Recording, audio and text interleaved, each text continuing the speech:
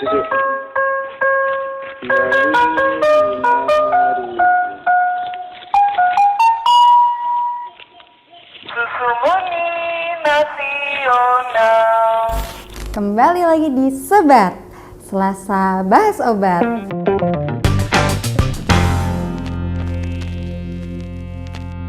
Nah, teman-teman, hari ini kita akan melanjutkan ya pembahasan yang setelah dari teman saya yang kemarin. Teman saya kan kemarin sudah bahas ya terkait logo-logo apa saja yang ada di kemasan obat. Sekarang kita lanjut, oke teman-teman.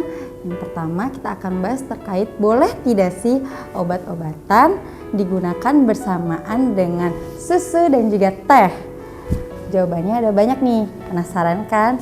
Nah, yang pertama kita akan membahas terkait obat-obatan menggunakan dengan susu. Pasti dari kalian masih banyak dong yang bertanya, boleh tidak ya? Jawabannya adalah boleh dan juga tidak. Pasti bingung dong kenapa boleh dan juga tidak.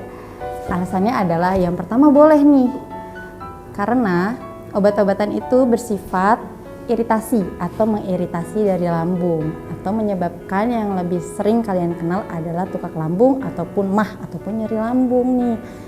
Sehingga obat-obatan jika dibarengi dengan susu akan membuat efek samping dari itu semua akan berkurang. Contoh dari obat-obatan yang bisa menggunakan dengan susu seperti obat-obatan anti nyeri.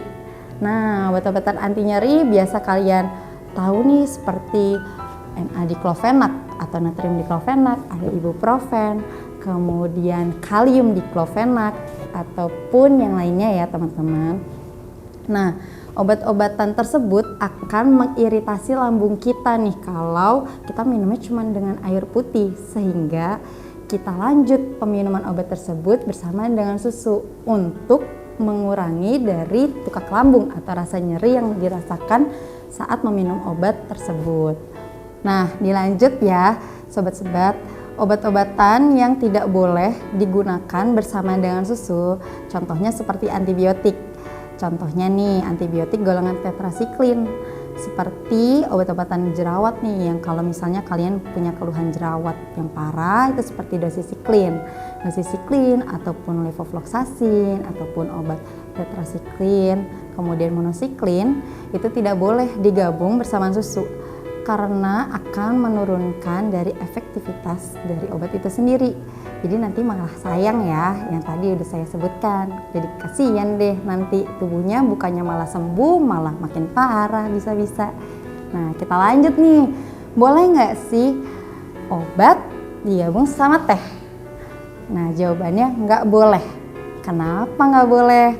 Nah, soalnya nih, kalian tahu teh itu punya senyawa kafein. Jadi kafein yang ada di kopi bukan cuma ada di kopi, tapi ada juga di teh. Nah, senyawa-senyawa kafein yang ada di teh itu bisa berikatan sama obat-obatan yang kita sudah minum. Nanti malah menyulitkan obat-obatan itu untuk dicerna dan mengurangi dari efektivitas dari khasiat obatnya tersebut. Begitu. Contohnya adalah obat-obatan antihipertensi atau tekanan darah tinggi. Tekanan darah tinggi contohnya seperti bisoprolol.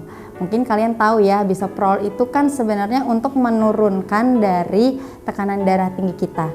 Saat diminumnya bersamaan dengan teh, nanti malah nggak efektif. Kenapa? Yang tadi saya sudah jelaskan ya, saat menyentuh sistem saraf pusat kita, dia malah bisa membuat tekanan darah kita jadi tinggi. Jadi nanti tekanan darah kita bukannya turun, malah menetap ataupun malah tinggi, seperti itu. Oke teman-teman, sekarang udah tahu kan kenapa obat nggak boleh minum sama teh dan juga sama susu.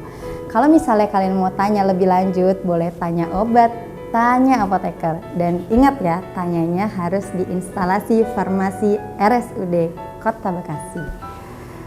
Salam Sebat.